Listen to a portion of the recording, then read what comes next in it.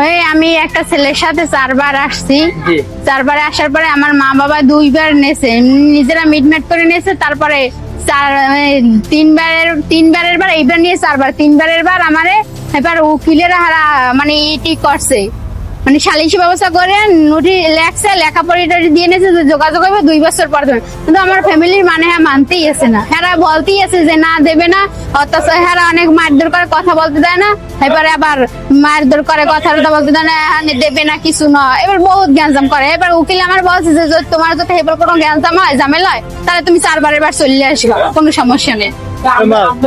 তোমাদের তো বয়স বয়স হয় না, এটা আমি চাইছিলাম আইন অনুযায়ী যে সাবকিস্ট্রিতে দেবে, সাবকিস্ট্রিতে দেওয়ার পরে যে বয়স হইলে তারপর বের হয়ে আমি ই করবো। আচ্ছা তোমাদের তো লেখালেখি হয়েছে না, এত বড় হল তো এই সময়টা অপেক্ষা করতে পারলো না? সময়টা অপেক্ষা করবো। এই যে হেরা তো বলছে যে কথা বলতে দিলে 2 বছর পরে সমস্যা নাই, বয়স হলে দিয়ে দিয়ে। কিন্তু হেরা বাড়ি দেয় না, বাড়তে দেয় না। তারা বাড়তেইতে দেয় হেরা ই করতে দেয় না, কথাই বলতে দেয় Family না। না, ও, আমার ফ্যামিলি হেরা কথাই বলতে দেয় না। তার মানে ওর সঙ্গে তোমার যেতেই হবে হয়, এখনই? হ্যাঁ।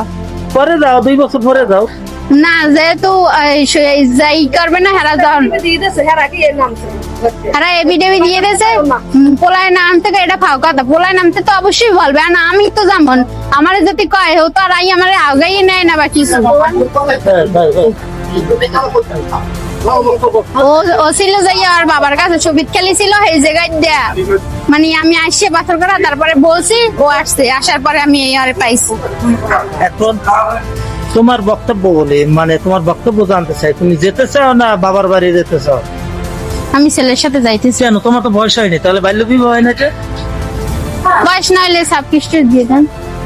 সাব কাস্টরি বলতে কি রকম? সেফ কাস্টরিটা কি আমার একটু বুঝতে হবে। ওই তো ওই জায়গায় থাকবে শিশু কারাগারে, এই জায়গায় বয়স হইলে তারপরে বের করবে, বের করে সমস্যা নেই সময় দিয়ে দেবে। কারণ এই সেফ কাস্টরিতে তুমি থাকতে চাও, হ্যাঁ তারপর ওর সঙ্গে যেতে চাও। হ্যাঁ। তো তোমাদের পরিচয়টা কিভাবে হবে? পরিচয় হচ্ছে মোবাইলে।